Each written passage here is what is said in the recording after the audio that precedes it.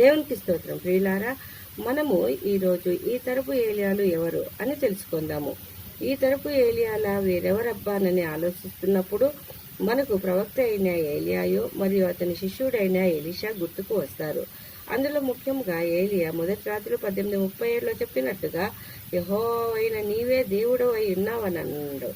అనగా ఏలియా దేవుని కలిగి ఉన్నాడనియో మరియు ఆయన హస్తము ఏలియాను బలపరుచుచున్నదనియో తెలియచున్నది. అయితే ప్రియులారా, ఇలాంటి ప్రవక్త అయిన ఏలియాకు శిష్యుడుగా ఉన్న ఎలీషా రెండింతల ఆశీర్వాదము కావాలనన్నే ఇతను ఎలా ఉన్నాడు? 2 రాజులు 2:14 ఏలియా యొక్క దేవుడైన యెహోవా ఎక్కడ ఉన్నాడు అన్నాను. అయితే ప్రియులారా, మనం ఏ వైపున ఉన్నాము?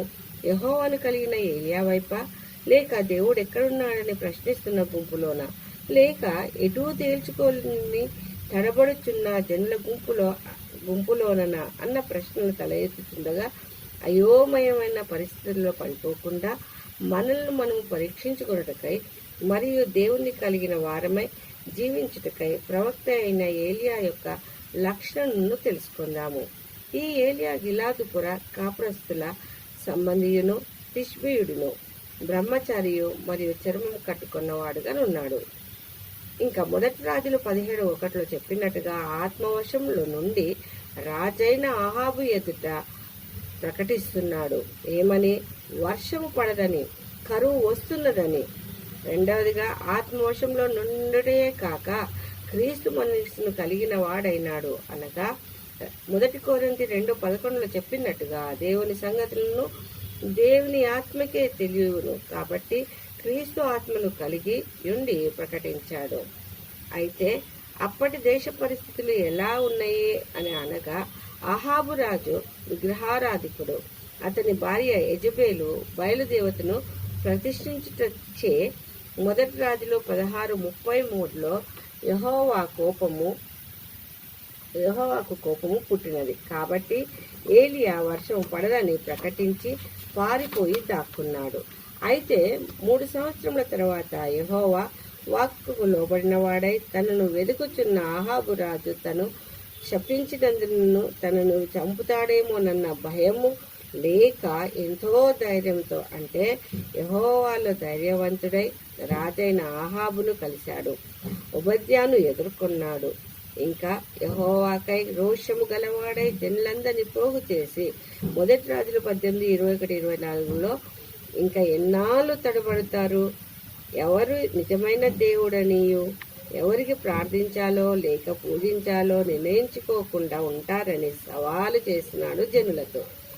ఎవరు ప్రత్యుత్తరం ఇచ్చునో అతనే నిజమైన దేవుడు అని నిశ్చయించుకుందాము అని యెహోవాకై రోషము గలవాడై దేవుని కొరకై నిలబడ్డాడు.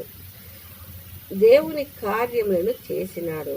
దానికై జనులకు తెలియనట్లుగా నా ప్రార్థన అంగీకరించుము అని ప్రార్థన చేయగా ఆకాశము నుండి యెహోవా అగ్నిని పంపగా అది నీటితో తడిసిన దహన బలి పశువును కట్టెలను కాల్చి నీళ్లను ఆరిపోచేయగా యెహోవాయే నిజమైన దేవుడని నమ్మి కేకలు వేసిరి. ఇలా దేవుని కార్యములను చేసినాడు. అదే విధంగా ప్రార్థించగా మొదటి రాజులు 18:44 మనిషి చెయ్యి అంత మేఘము సముద్రం నుండి పైకి లేచి వర్షమును ఇచ్చింది. ఈ విధంగా యెహోవా తన హస్తముచ్చే ఏలియాను బలపరిచినాడు. ఇంకా కేరీతు వాగు దాగుకొనగా ఏలియాకు కోకోలముచ్చే ఆహారమును ఇచ్చి పోషింపబడ్డాడు. సారెపతు విధవరాలి ఇంటిలోని తొట్టిలోని పిండిని బుడ్డిలోని నూనెయు ఆరిపోకుండా చేసి వారికి మేలు చేసినాడు.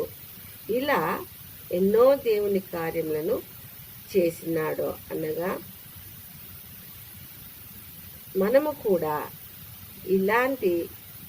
ఇలాగే యెహోవాకై రోషం గలవాడై క్రీస్తు మనసును కలిగి ప్రార్థన అనే బలిపీఠములను జనులను పోగు చేసి దేవుని మహిమకు తెలుసుకునేలాగున వారికి తెలియజేసినాడు.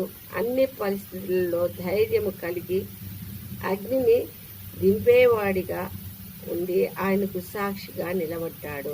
అదే విధంగా మనము కూడా ఇలా ఉన్నట్లయితే ఈ తరపు ఏలియాలుగా పిలువబడతాము. దేవుడు మనము ఆ విధంగా ఉండుటకై తన పరిశుద్ధాత్మ తోడును సహాయాన్ని మనకు దయచేసి నడిపించునుగాక. ఈ కొద్ది వాక్యంను దేవుడు దీవించునుగాక. ఆమేన్, ఆమేన్, ఆమేన్.